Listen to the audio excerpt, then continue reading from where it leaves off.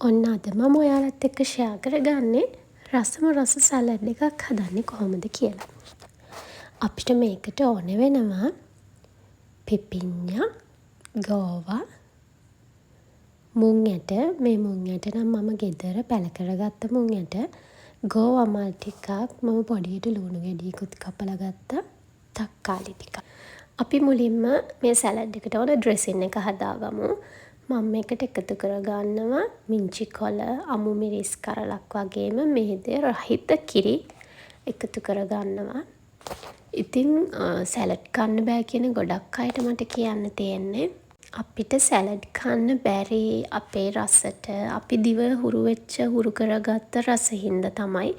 ඉතින් මේක අපිට ඕන විදිහට අපේ රසට අනුව හදාගත්තා නම් අපිට කන්න පුළුවන්. මම මේකට ගම්මිරිස් කුඩු චුට්ටකුත් එකතු කරගන්නවා පොඩ්ඩක් සැර වෙන්න ඕන නිසා. ඉතින් දැන් මම මේකට ලුණු ටිකක් ඒ වගේම දෙහි එකතු කරගන්නවා. ඉතින් මේ තියෙන දෙහි ගොඩක් තියෙන කාලෙට දෙහි ගෙනල්ලා ඒවා මිරිකලා ප්‍රීස් කරගෙන බෝතලයකට දාලා මම අරන් තියාගන්නවා.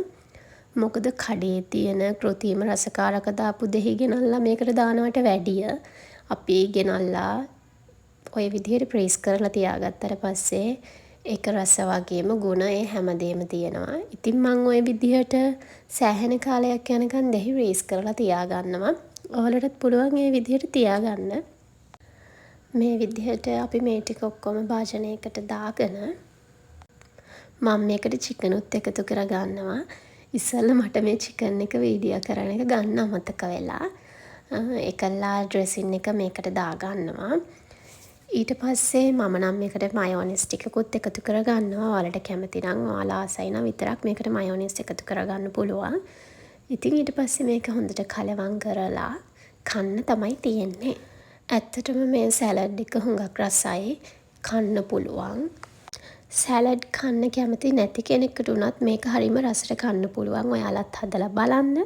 හදලා බලලා රස කොහොමද කියලා මටත් කියන්න.